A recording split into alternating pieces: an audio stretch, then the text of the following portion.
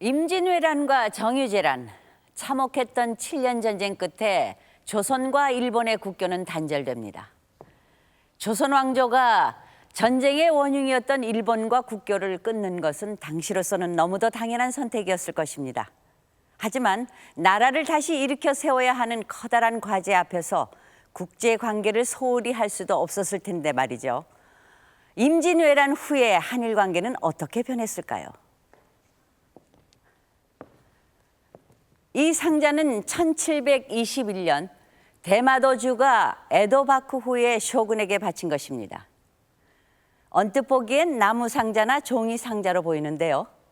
상자 주변에는 길쭉한 타원형의 무늬가 있습니다. 쇼군이라 하면 여러분도 잘 아시다시피 일본 바쿠후 정권의 최고 실력자입니다. 그렇다면 이 속에는 무척 중요한 물건이 들어있을 것으로 생각되는데요. 과연 이 속에는 무엇이 들어있었을까요? 바로 이 상자 속에 임진왜란 이후 한일 관계를 알려주는 아주 중요한 단서가 들어있었습니다.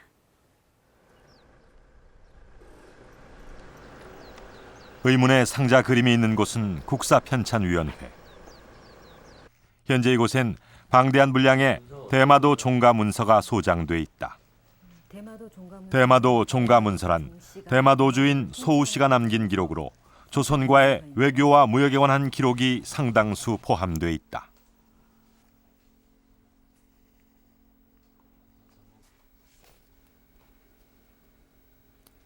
그 중에 한 권인 인삼시종각서. 대마도가 조선에서 인삼을 수입하고 그것을 다시 일본 국내에 판매한 기록을 적은 것이다.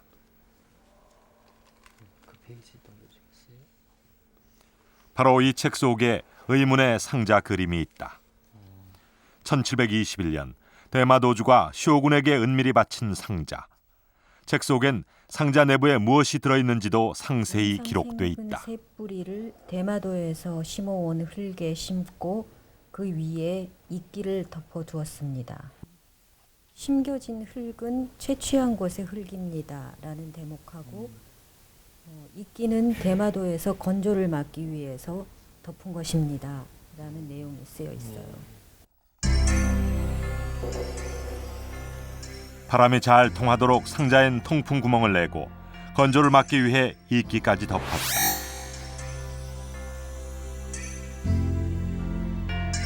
상자 속엔 바로 인삼 생근 세 뿌리가 들어있었던 것이다. 대마도주는 쇼군에게 왜 하필 생근을 보낸 것일까? 취재팀은 일본의 고문서 중에서 인삼과 관련된 기록을 검색해 보았다. 기록 중에 눈에 띄는 것은 인삼의 재배 방법을 상세하게 적은 인삼 경작기.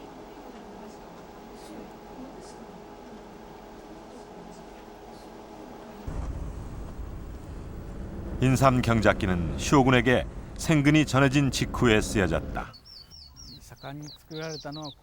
그 전까지 일본엔 인삼 재배 기술이 없었다. 도쿠가와 막부의 약초원이었던 이곳에서 인삼이 시험 재배된 것도 역시 생근이 든 상자가 전해진 이후의 일이다. 特に八代将軍の吉宗が薬草に大変興味を持っていてここをよく使ったんですけれども、彼はいわゆる漢方薬の品質を良くしてたくさん生産するために外国から種や生きた植物薬用植物を持ってきて栽培することを奨励しました。でその中で人参というのは大変重要な作物だったので何度も輸入しては、試験栽培したわけです。でその場所は江戸城の中とこの植物園と日光であるということが記録されています。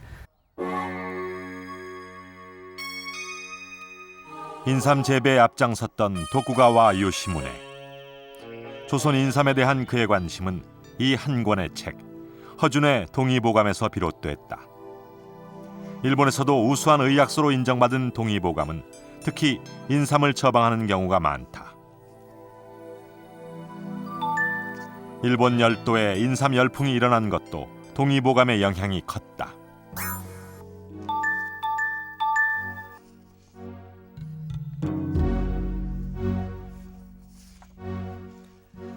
인삼이 죽어가는 사람도 살릴 수 있는 명약으로 알려지면서 수요는 점점 늘어났다.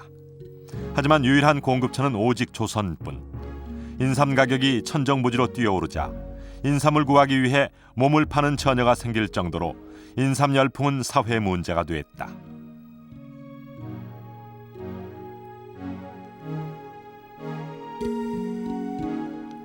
이런 배경 속에서 쇼군 요시무네는 비밀 프로젝트를 지시한다.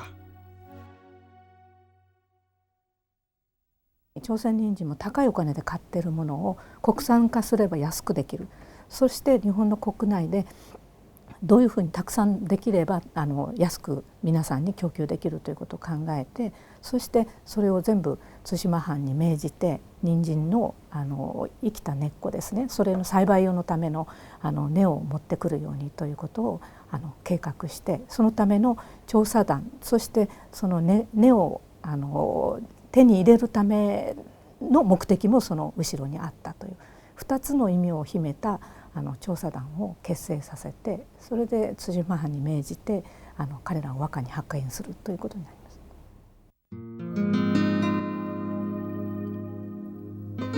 외관에 파견된 조사단의 책임자는 일본의 유명한 약초 전문가인 고시 스네에몽. 그는 자신의 책에서 외관에 파견된 이유를 이렇게 적고 있다.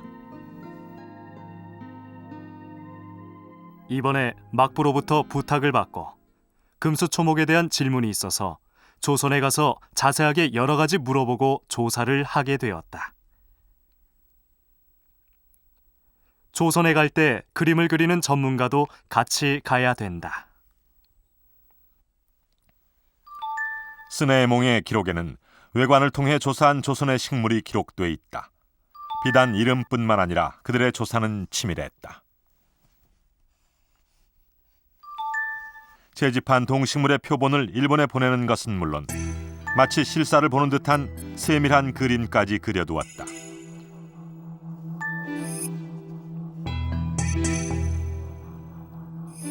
조사단에 화가가 포함된 것은 이를 위해서다.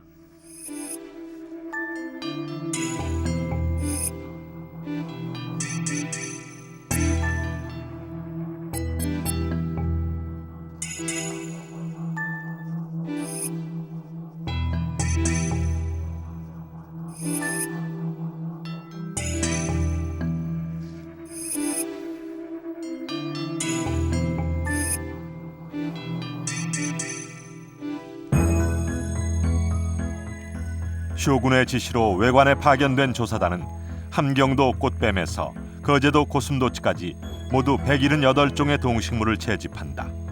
그런데 일본인의 신분으로 어떻게 이런 전국적인 조사가 가능했을까? そのプロジェクトチームが和歌に派遣されて、しかし彼らは和歌から朝鮮の国内へ入ることはできないわけですね。なのでそこでいろんな人をその調査に使うことになります。で一つは約款ルートと私は考えておりますけれども、通訳官ですね。これは正規のルートです。朝鮮政府にお願いして、言葉がわからないとやはり植物の名前を通達することができないので、それで通訳官に頼んで、その通訳官を通じていろいろなところにその配下の者たちを派遣して、地方へ派遣して、それで動植物を捕獲してもらう。もう一つのルートは秘密のルートです。こちらの方は、内緒で、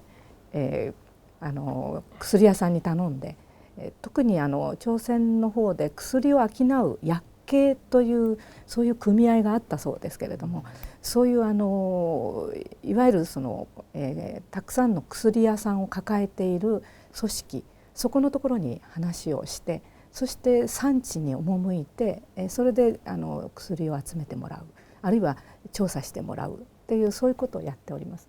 でこのルートの方から吉宗に献上される生きた朝鮮人参が届きました。 외관을 통해 일본이 조선의 기술을 가져간 예는 또 있었다. 대마도 종가 문서를 취재하는 과정에서 취재팀은 한 권의 책에 주목했다. 이것은 일본이 외관에 보낸 도자기 주문서다. 임진왜란 이후 수많은 도공들을 포로로 끌고 가면서 다른 한편으로는 이렇게 조선식 다환을 주문해서 생산했다. 외관에 보낸 주문서엔 크기와 모양까지 상세하게 지정돼 있다. 결국 이러한 것은 외관 안에서 가마를 설치를 하고 거기서 제작을 하고 그러한 제작 과정에 일본의 장인들도 후기에 참여를 하면서 이러한 조선식의 다환을 일본 내에 그대로 제작, 모방하는 것이 가능하게 됨으로써 결과적으로는 하나의 기술, 또 다른 형태의 기술 유출이라고 봐도 별로 뭐 크게 틀리지 않을까 생각이 됩니다. 이뿐이 아니다. 통신사를 수행해 일본에 다녀온 신유하는 사행기에서 놀라운 사실을 전한다. 해사록, 징비록, 간양록과 같은 조선의 기밀 서적들이 일본에서 출판되고 있는 것을 목격한 것이다.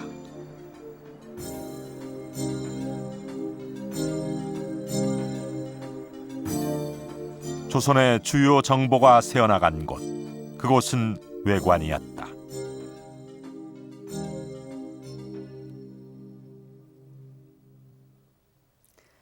인삼은 조선의 최고의 상품이었고 인삼 재배 방식은 산업 기밀에 해당했습니다. 따라서 조선은 인삼의 모종을 국외로 유출시키는 것을 엄격히 금지했습니다. 그런데 일본은 인삼의 생뿌리를 몰래 가져가서 국산화에 성공시킵니다. 인삼뿐만 아니라 조선 팔도의 동식물들도 샅샅이 조사되어 막후 후에 보고됩니다. 유성룡이 집필한 이 징비록은 외란이 일어나기 직전부터 끝날 때까지의 전황과 원인을 기록한 것으로 조선 정부가 일본 유출을 금지시킨 기밀 문서였습니다. 그런데 이 책 또한 국내에 소개된 지 얼마 안 돼서 일본으로 건너가 간행되기에 이르렀습니다. 이렇게 조선의 국가 기밀이 빠르고도 정확하게 일본에 전해질 수 있었던 그 중심에는 초량 외관이 있었습니다. 초량 외관은 어떤 곳이었을까요? 지금부터 초량 외관으로 가보겠습니다.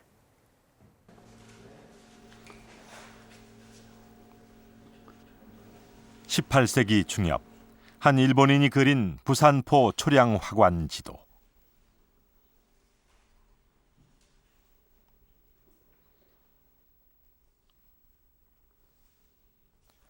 초량 외관을 그린 지도 중 가장 규모가 큰 것으로 길이가 무려 10m에 이른다.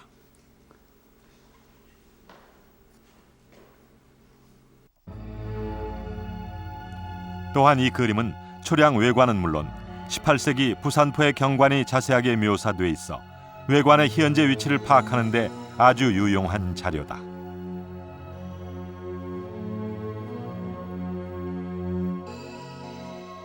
바다 위에 떠있는 섬은 오륙도를 그린 것이다. 이곳은 외관의 선창, 반원형 부두 안엔 일본의 무역선이 정박해 있다.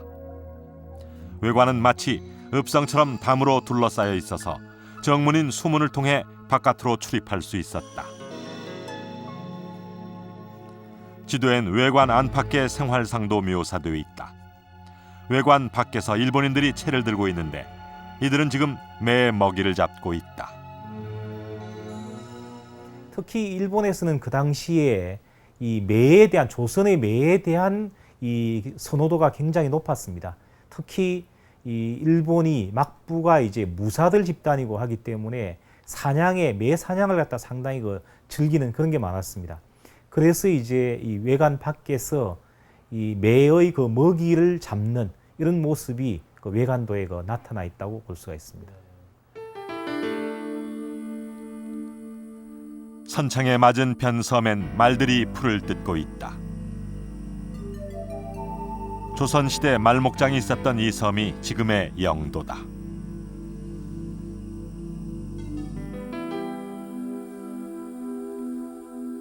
섬은 지금의 영도, 포구는 영도다리 부근과 정확히 일치한다. 따라서 외관은 현재 용두산 공원 일대에 있었음을 알 수 있다. 이 일대가 다 외관이 있던 곳인가요? 예, 그렇습니다. 이 용두산 타워가 있는 바로 이 아래가 옛날 이 외관에 있던 곳이라고 볼 수가 있겠습니다. 바로 여기가 이제 용두산 공원인데 이 외관은 용산 공원이 이제 외관의 한 가운데 있었고요. 그 외관 이 용산 공원을 중심으로 해서 외관이 이제 동관과 서관으로서 이렇게 구분이 되어 있다고 보시면 되겠습니다. 용두산 공원에서 내려다본 외관의 서쪽.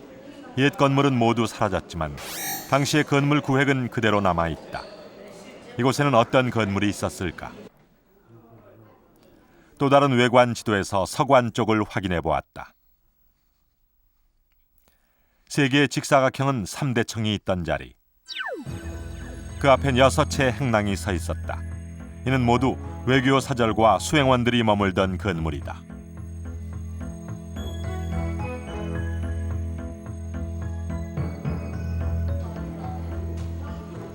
서관의 맞은편은 동관이 자리했던 곳이다. 옛 외관의 좁은 길목이 지금도 그대로 남아있는데 이외에도 외관의 흔적은 또 있었다. 계단이 있습니다만 여기가 이제 외관의 가장 중심되는 관수가가 있던 이 자리라고 볼 수가 있습니다. 외관도를 보시면은 관수가가 되게 이제 이 계단 위에 이 건물이 나와 있습니다. 근데 바로 이제 그 계단이라고 이렇게 추정이 됩니다. 관수는 외관의 최고 책임자를 말한다. 외관 지도에서 관수관은 높은 계단 위에 놓여 있다. 그 형태가 지금도 남아있는 계단과 일치한다. 그렇다면 외관 내부엔 또 어떤 건물들이 있었을까?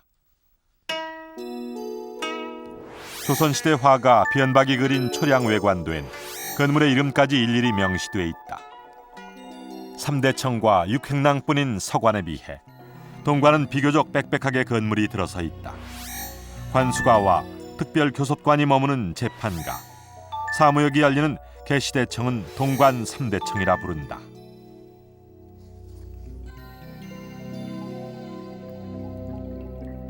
그 아래쪽에는 무역을 담당하는 대관가가 늘어서 있고 그 아래 작은 집들은 모두 상점이다. 그런데 이 상점 중에 특이한 이름이 눈에 띈다. 고세가, 즉 다다미 상점이다.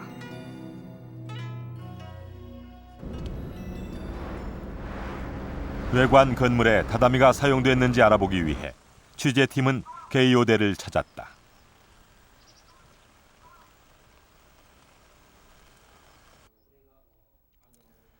취재팀이 방문했을 때 마침 환경정보학부의 외관 스터디 모임이 열리고 있었다. 이들은 외관의 건립 보수 기록을 해독하고 건물을 복원하는 중인데 6개의 다다미. 기록에 의하면 외관에 다다미방이 있었다고 한다. 도면하고 그림을 켜져보면 이 방이 다다미 6장 크기 방입니다. 그리고 이 그림을 보시면 여기에 다다미 외관의 건물 내부엔 색다른 점이 또 있었다. 바로 여기에 도코요. 도코라는 일본 가옥의 특징적인 공간이 붙여 있습니다. 바로 이 공간입니다. 일본 무가집의 특징적인 공간인데 이 그림포도 여기에 그 도코를 볼 수가 있습니다. 여기 다다미가 있어서 그 방에 이런 식으로 그림을 놓거나 병을 놓거나 그런 상징적인 공간입니다. 다다미와 도코, 외관 건물의 내부는 일본 가옥이나 다름없었다. 그 다음에 안에 들어가면 여기에 화장실이 있고 여기 목욕이 있습니다. 여기에도 목욕이 있고 여기 화장실이 있습니다. 목욕이라는 건 이거 일본 가옥 특징이고 이 시기 한국 건축에는 볼 수가 없는 특징이죠. 건물의 외형은 어떨까? 관수가의 대문은 지붕까지 얹은 특이한 형태로 조선식 대문은 아니다. 일본 대마도의 세이잔지의 입구에도 관수가와 똑같은 형태의 대문이 서 있다. 마치 서산사의 입구를 외관에 옮겨놓은 듯하다.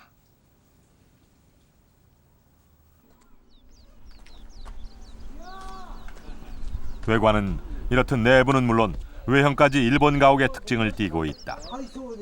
취재팀이 찾은 곳은 대마도의 한 전통 가옥.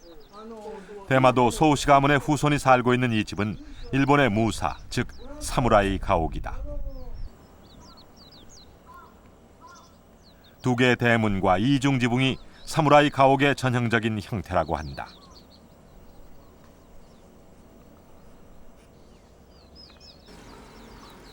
초량 외관에 들어선 건물들은 바로 이런 일본의 사무라이 가옥이었던 것이다.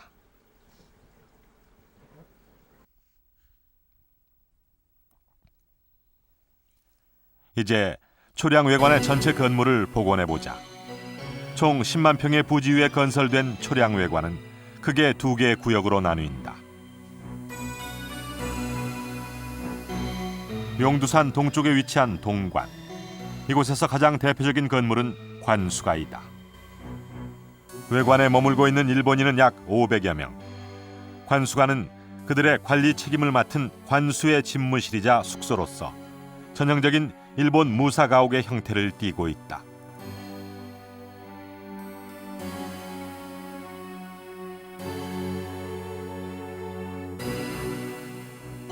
이는 동관의 다른 건물들도 마찬가지인데 수십 채의 건물이 밀집해 있는 동관은 일종의 무역 거래소라 할 수 있다.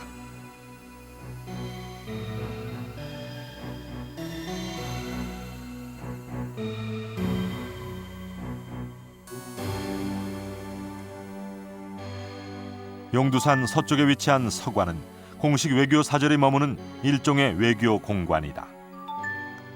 서관의 대표적인 건물인 3대 청중 참판가. 이 건물 역시 일본 양식이 가미되어 있는데 이렇듯 외관에 일본 가옥이 세워진 것은 외관 건설에 일본인 기술자가 참여했기 때문이라고 한다.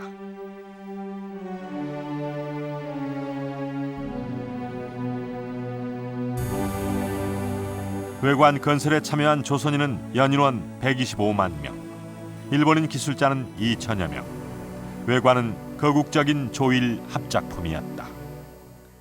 제가 서 있는 곳은 외관의 동관, 즉 조선과 무역을 하기 위해 일본인들이 장기 체류하던 곳인데요. 바로 이 건물이 계시대청, 시장이 열린 곳입니다. 계시대청에서는 조선과 일본의 사무역이 5일장으로 열렸습니다. 조선은 이 외관을 통해 일본과 왕성한 무역을 했던 것입니다. 물론 외관은 조선시대 초기부터 존재했습니다. 외관의 역사를 간단히 살펴볼까요? 조선 전기엔 부산포와 제포 그리고 연포의 외관을 설치했습니다. 이것을 삼포외관이라고 불렀는데요.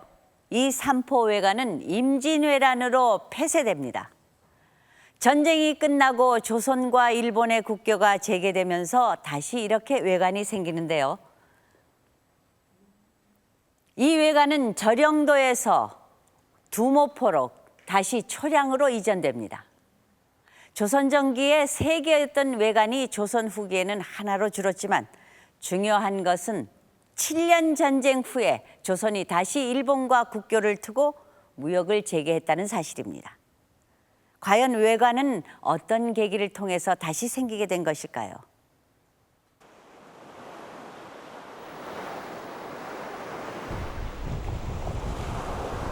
부산에서 대마도까지의 거리는 54km. 대마도에서 일본 본토인 후쿠오카까지는 154km. 본국보다 조선에 더 가까운 곳에 대마도가 놓여 있다.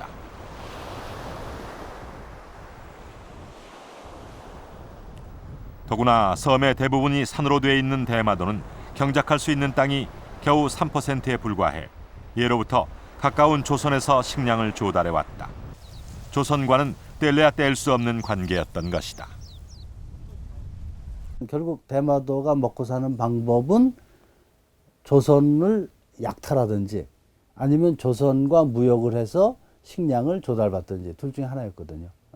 그러니까 약탈을 할 때는 왜구로 변질되는 거고, 그 다음에 이제 무역을 할 때는 외관을 통해서 무역을 하는 거고, 이런 상황이었습니다.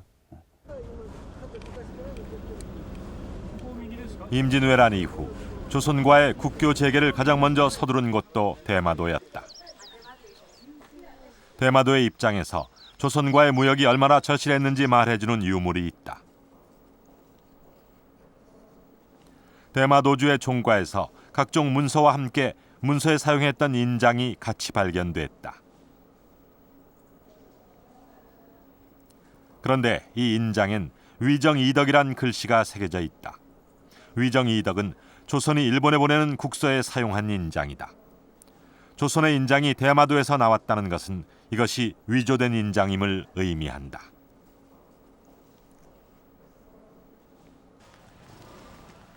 인장을 위조한 것은 조선의 국서를 위조하기 위해서였다. 1607년 조선과 일본 양국에 큰 충격을 던져준 사건이 발생하는데 그것이 바로 국서 위조 사건이다. 대마도는 조선이 임진왜란 이후 일본에 보낸 국서를 위조한다. 도대체 어떤 내용을 바꿨을까? 국서가 이것이 원본이고 이것이 이제 개작된 건데, 원본에서 24자를 지워버리고 개작된 거에 18자를 더 써넣었습니다. 그래서 이제 그 부분을 보면은 우선 서두에 누가 국서를 보낸다 하는 것이 봉복이라는 것이 봉서로 바뀌었습니다. 봉복이라는 거는 답장을 의미하는 것입니다. 그러니까 이제 막부 장군이 먼저 강화를 요청하는 국서를 보내온 것에 대한 답장이다. 근데 봉서라는 건 이제 처음 보낸다, 이런 의미를 갖게 되는 거고요. 경섬의 해사록에 실린 국서의 원문엔 봉복이라 쓰여져 있는 글씨가 일본에 전해진 국서엔 봉서로 바뀌어 있다.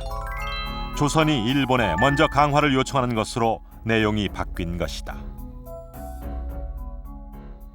예, 국서를 개작한 제일 큰 이유는 일본에서 그러니까 자신들이 강화를 요청해서 조선에서 그거에 부응해서 강화가 되는 것인데, 반대로 조선에서 강화를 요청했고 자기들이 그것을 허락한다, 그런 의미의 문장을 썼던 거죠.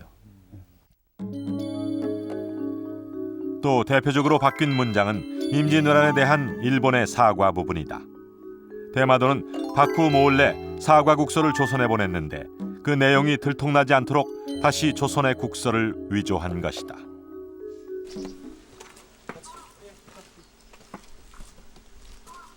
국서 위조 사건을 일으킨 장본인은 대마도주인 소우 씨. 국서 위조 사건 이후 소우 씨의 운명은 어떻게 됐을까? 취재팀은 역대 대마도주의 무덤인 반쇼인을 찾았다.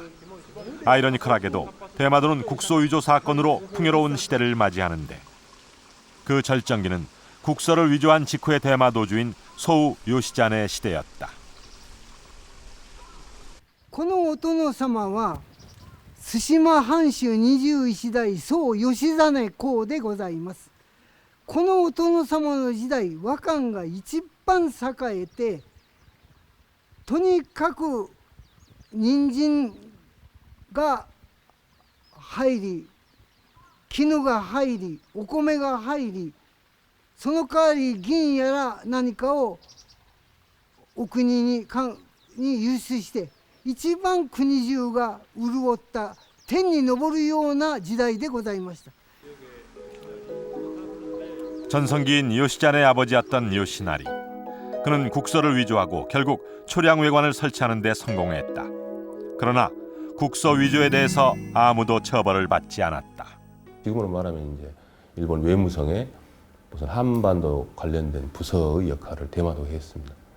그 말을 뒤집어 말하면 그 막부 입장에서 보면 조선에 관한 정보가 전혀 없습니다. 조선에 관한 정보, 지식, 채널이 없기 때문에 대마도에 의존할 수밖에 없습니다. 그렇기 때문에 결국 막부에서도 대마도의 존재를 부정할 수가 없어서 국서 위조라고 하는 커다란 죄를 인정하면서도, 그걸 알면서도 조선과의 원만한 관계를 위해서 대마도에게 기존의 관행대로 조선과의 외교, 무역을 할 수 있는 권한을 부여했다. 이렇게 말씀드릴 수가 있겠습니다. 국서를 위조할 만큼 조선과의 무역이 절실했던 대마도. 대마도의 노력과 양국의 필요성에 의해 조선과 일본은 국교를 맺고 무역을 재개한다. 오훈아의 나루터는 조선으로 출발하고 도착하는 무역선들로 인해 다시 활기를 띠게 된다. この場所が対馬藩の和艦と51回船が出入りした船の根拠地です。500年前にすでにできておりました。300年前にこれだけ立派にして、韓国と対馬藩の和艦との間の交流を全て出発したのも帰ったのも皆この港から出発したのでございます。 당시 외관을 통해 거래된 무역품은 무엇이었을까? 도쿄 일본은행 화폐박물관엔 초량 외관에서 거래된 무역품을 알 수 있는 실물이 소장돼 있다.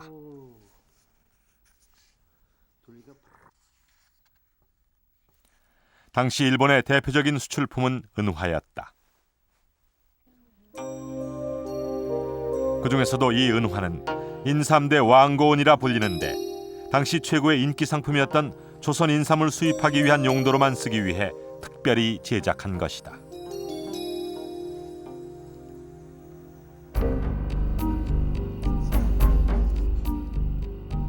일본의 은은 대마도와 초량 외관을 거쳐 중국으로 건너갔다. 중국의 비단과 조선의 인삼이 대마도를 거쳐 일본으로 수입됐다. 인삼과 비단 그리고 은의 중개 무역이 이루어진 것이다. 또 조선 활을 만드는 데 필요한 물소불 같은 동남아시아의 상품들도 일본의 나가사키와 대마도를 거쳐 외관으로 들어왔다. 단순히 부산과 대마도 사이의 교역만이 아니라 나가사키항을 통해서 동남아시아와 연결되는 이런 루트로 되어 있었기 때문에 물자의 유입, 유출 이런 면에서 보면 외관이 동아시아, 더 나아가서는 동남아시아까지 연결되는 그 루트 허브 역할도 충분히 하고 있었다 이렇게 보여집니다.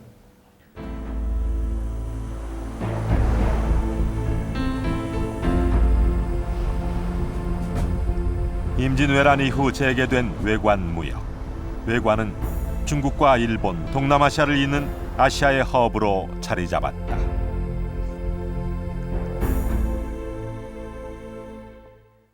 임진왜란 이전 조선 왕조는 다양한 일본 세력들과 직접 교류를 했습니다.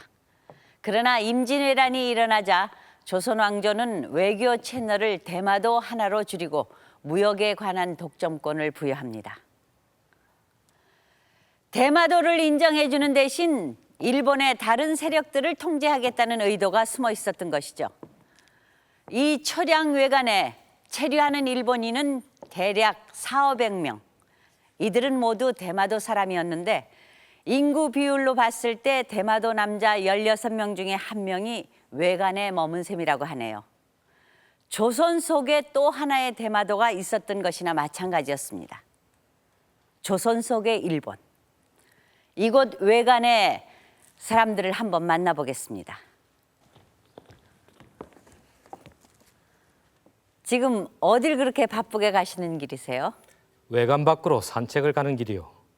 외관 밖으로 나가려면 초소의 허락을 받아야 하고 또 해가 지기 전에 돌아와야 하고 만약 그렇지 않으면 크게 혼이 나기 때문에 이렇게 서두르는 것이요. 그럼 나는 바빠서 이만 가보겠소.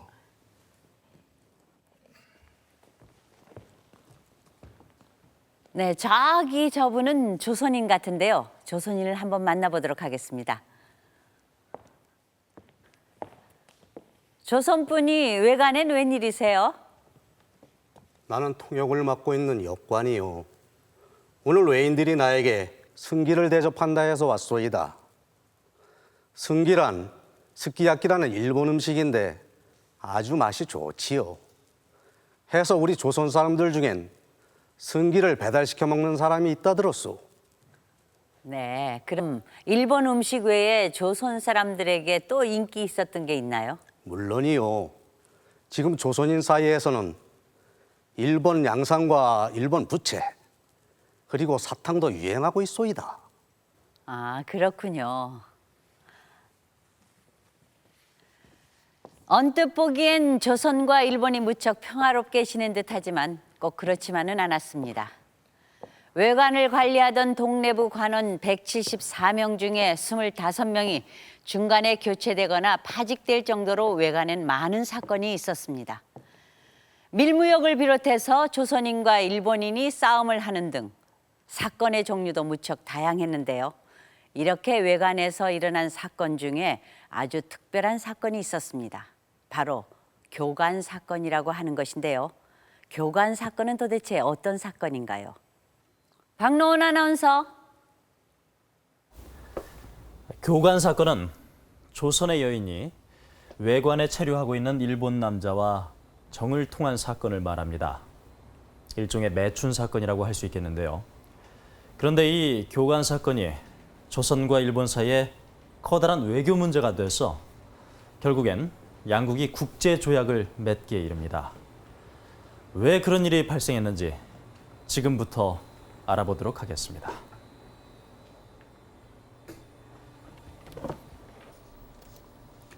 조선왕조실록에서 교관 사건을 검색해봤습니다.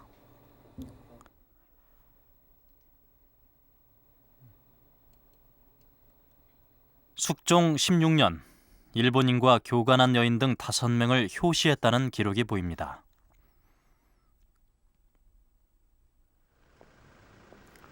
숙종 16년에 일어난 사건의 자세한 경위를 알아보기 위해 규장각을 찾았습니다. 외관에서 일어난 각종 사건을 기록한 외인 장라 등록. 그 속엔 숙종 16년의 사건도 상세히 기록되어 있습니다.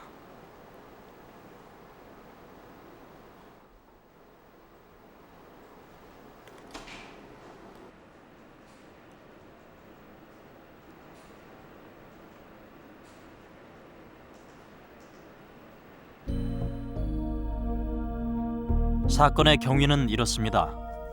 이명원이 딸과 여동생 등 조선 여인을 남장시킨 뒤에 외관으로 몰래 들여보냅니다. 조선 여인은 이명원 등의 강요에 의해 일본인에게 몸을 파는데요. 이 사실이 동네 관원에 알려지면서 관련자 2명은 옥사하고 5명은 외관 밖에서 효시를 당합니다.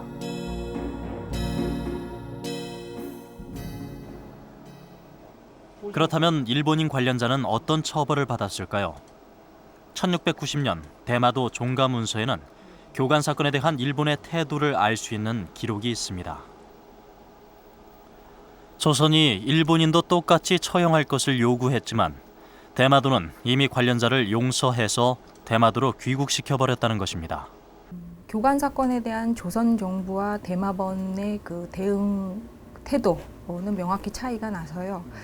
조선의 경우에는 그 교관 사건을 일으킨 그 일본인을 대마번이 체포해서 조선인에게 사형을 집행했던 것과 같이 마찬가지로 사형에 처하도록 계속 요구하는 입장이었고, 거기에 비해서 대마번은 이런 종류의 사건에까지 사형을 집행하는 것은 너무 과하다는 판단하에 될 수 있으면은 당사자를 대마번으로 몰래 귀국시킨다던가 하는 식으로 해서 여러 가지 핑계를 댄다거나 해서 조선 측의 요구를 계속 들어주지 않는 입장을 오래도록 견지했었습니다.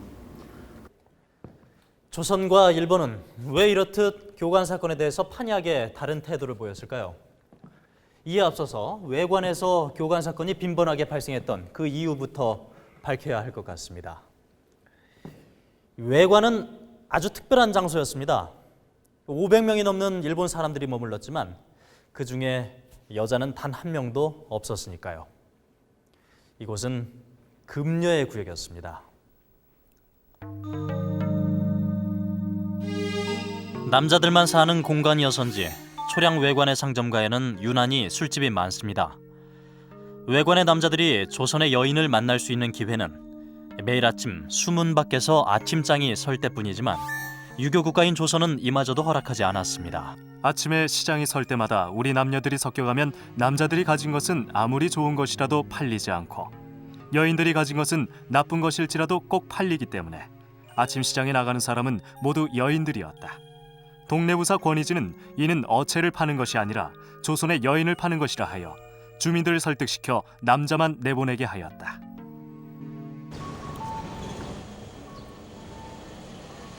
초량 외관에 대한 조선 왕조의 철저한 금려 정책은 일본과 큰 차이를 보입니다. 어떤 면에서 차이가 나는지 일본 나가사키로 가보겠습니다.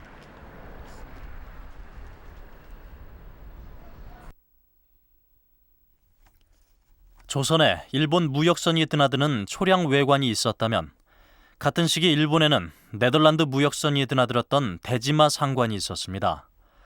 제주도에 표류한 하멜의 원래 목적지도 이곳이었습니다. 대지마 상관은 육지와 격리시키기 위해 만든 인공섬에 위치했습니다. 현재 나가사키에는 대지마 상관이 옛 모습 그대로 복원돼 있는데요. 이곳에 15명의 네덜란드 상인이 상주하면서 일본과 무역을 했다고 합니다.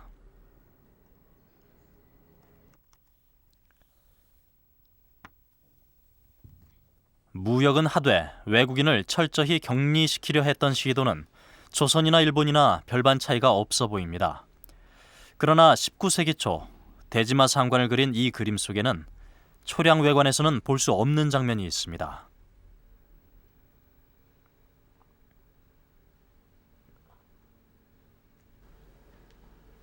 일본 여성의 상관 출입이 가능했던 것일까요? この絵巻物ではすべてシーボルトは緑の帽子をかぶっております。これがシーボルト。そしてこれがお焚です。こちらの絵ではこれがシーボルト。これがお焚です。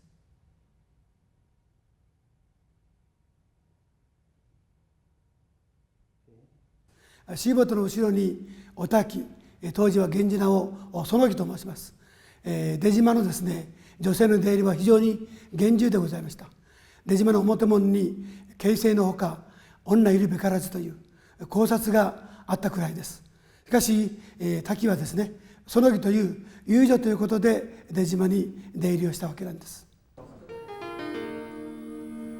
네덜란드 의사인 시볼트는 상관에 드나들던 기생 오타키와 사랑에 빠졌고 두 사람 사이에 딸 이네가 태어납니다. 이네는 훗날 일본 최초의 여자 산부인과 의사가 되는데요. 당시 조선이라면 이네의 출생은 상상도 할 수 없는 일이었을 것입니다. 長崎の役人たちは遊女を中に入れることを率先するくらいです。毎晩のように遊女が中に唐人屋敷とそれから出島に入りまして、でそれで酒代をたくさん使わせて彼らに消費させてそれで貿易の差額を黒字にしていくっていう、そんなあれもやってるくらいなんです。それほど毎晩女性が入ってくる。で生まれた子供は長崎の町で養育しますので、彼らの将来というのも通訳になったりいろいろな医者になったりいろんなそういう道が待ってるわけですね。ですけれどもそういったところで慣れている日本人にとって外国人のその商売をしている女性と情を交わすということが死罪に値するということがどうしても理解できない。これは仕方のないことかもしれません。 결국 통신사까지 파견하며 교간 사건의 처리에 골치를 앓아왔던 조선은 일본과 신묘 약조를 맺습니다. 일명 교간 약조라 불리는 이 국제조약은 죄의 경중에 따라서 등급을 나누어 처벌하는 내용을 담고 있습니다. 처음 초량 외관을 지을 때 이 외관의 담벼락은 나지막한 흙담이었습니다. 그러나 숙종시대 외관의 흙담은 높은 돌담으로 개축이 됐는데요. 그 견고한 돌담만큼이나 조선과 일본은 서로 다른 문화와 사상을 가지고 있었습니다. 교관 사건은 바로 그런 문화의 충돌을 드러낸 사건이라고 할 수가 있겠습니다. 조선의 입장에서 교관 사건도 중요했지만 그에 못지않게 신경이 쓰였던 일이 있습니다. 이것은 금산입 각방약조라고 해서 동네 부사와 관수가 맺은 협약입니다. 이 협약의 3조에는 누설죄가 포함되어 있습니다. 상인이나 역관이 조선의 실정을 외인에게 누설할 경우 처벌한다는 내용입니다. 이렇듯 조선은 외관을 통해 조선의 정보가 일본에 유출되는 것을 우려했습니다. 실제로 역관이나 상인을 통해서 정보가 유출되는 경우가 많았습니다. 이 그림은 일본의 대지마 상관이고요. 저쪽은 초량 외관입니다. 그런데 초량 외관은 일본의 대지마 상관에 비해서 무려 25배나 규모가 큽니다. 아무래도 큰 외관을 유지하려면 조선 왕조가 부담해야 하는 비용도 만만치 않았을 것입니다. 이 두 가지 사실만 봤을 때는 외관이 조선보다는 일본에 더 많은 이익을 가져다 준 곳이 아닐까 하는 생각이 드는데요. 그런데도 조선은 200년 가까이 외관을 유지시킵니다. 과연 그 이유는 무엇일까요? 국교가 재개된 이후 일본은 표면적으로는 조선과의 교린을 내세웠다. 이렇듯 우호적인 한일 관계에 공을 세운 한 사람으로 흔히 아메노모리 호슈가 꼽힌다. 아메노모리 호슈는 일본의 유학자이자 대마도와 초량 외관을 오가며 실무 교섭을 담당한 대마도의 조선통 외교관이다.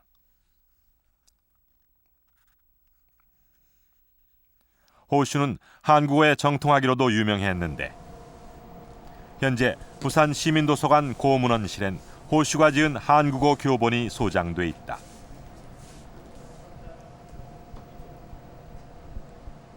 바로 교린수지다. 교린수지는 일본 최초의 한국어 교본으로서 명취유신 시대까지 한국어를 배우려는 일본인들 사이에 가장 널리 사용된 책이라고 한다.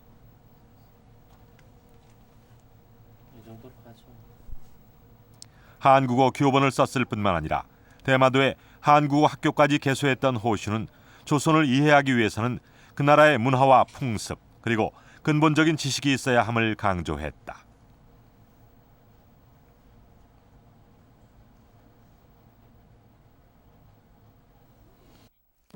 또 호슈는 자신의 저서인 교린재성에서 조선과의 성신지교를 강조했다.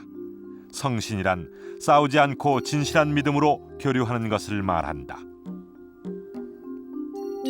과연 국제사회에서 진정한 성신이란 가능한 것일까? 이 외교라고 하는 것은 어디까지나 그 실리와 명분의 싸움이라고 이렇게 볼 수가 있습니다. 그렇기 때문에 그 성신의 이면에는 보이지 않는 그 자국의 노력이라고 하는 것이 굉장히 크다고 이렇게 볼 수가 있습니다.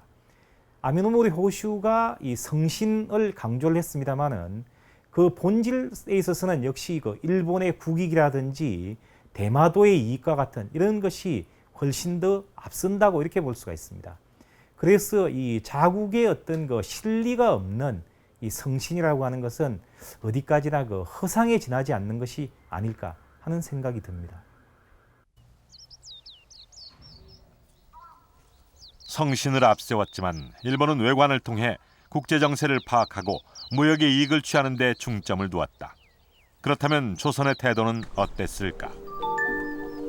동래부 동원 앞에 세워두었던 독진 대화문의 희연파는 일본에 대한 조선의 외교 정책을 잘 보여주고 있다.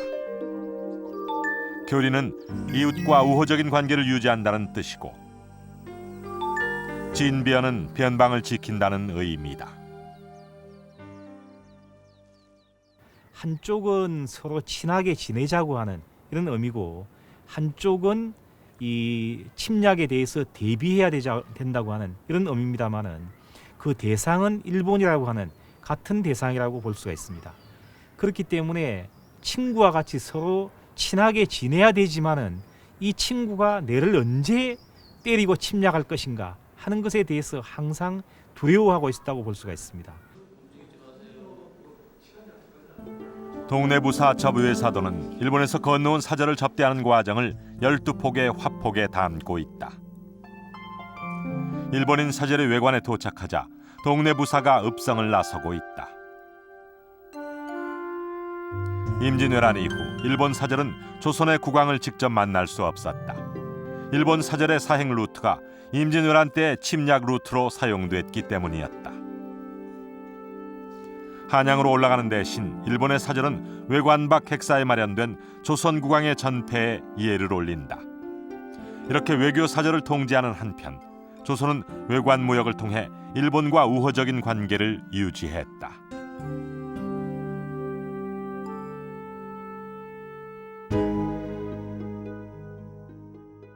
일단 이 일본과 평화가 지속되면서 이 전쟁에 대한 이런 거 공포가 없어지고 또 이제 국방비와 같은 이런 것들을 갖다가 절감할 수 있는 이런 것들이 필요하다고 생각됩니다. 그 다음에 조선의 경우에는 또 통신사라든지 이런 것을 파견해 가지고서 그 당시에 일본의 어떤 그 국내 사정이라든지 일본의 정보도 입수를 하고 또 일본이 언제 쳐들어올지도 모르는 이런 것에 대해서도 항상 이제 예의주시했다고 이렇게 볼 수가 있습니다.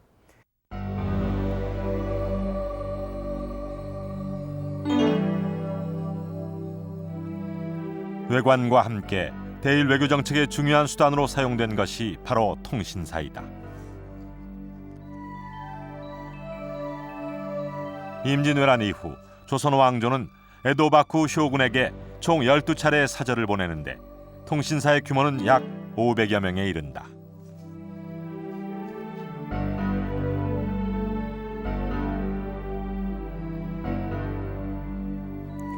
그런데 그 많은 인원 중에서 쇼군을 만나 국서를 전달하는 공식 외교 사절은 얼마 되지 않는다.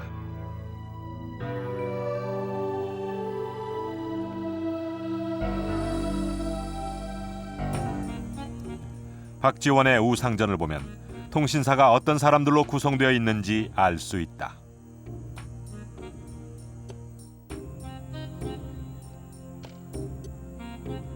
천문, 지리, 산수, 복서, 의술, 관상, 무력으로부터 퉁소 부느니, 검은 곳 뜯느니, 우스운 이야기 잘 하느니, 노래 잘 부르느니, 술 잘 마시느니, 장기나 바둑을 잘 두느니, 말타기와 활쏘기를 잘하는 이들까지 한 기술로 국내에서 이름 날리는 이는 모두 함께 따르게 되었다.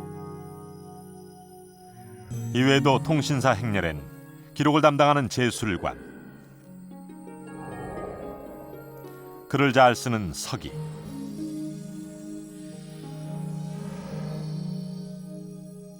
병을 치료하는 의사, 문서의 출판을 맡은 사자관, 특수군인인 별파진, 말재주를 부리는 마상제, 궁중음악을 맡은 전악 등도 포함돼 있다. 조선이 각 분야 최고의 인재들을 선발해서 통신사로 파견한 배경엔 일본에 대한 문화적 우월감이 깔려 있다. 통신사 일행은 조선의 뛰어난 문화를 전파하며 일본과 우호 교린을 다지는 한편 일본 내륙 깊숙이 들어가 일본 국내 정세를 살핀다.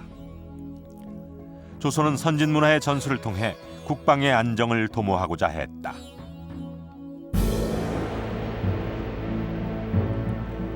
(19세기) 말에 외관을 그린 포산항 견취도. 초량 외관이 생긴 지 200년 후인 이 지도 속엔 외관의 중심인 관수가 위로 일장기가 휘날리고 있다.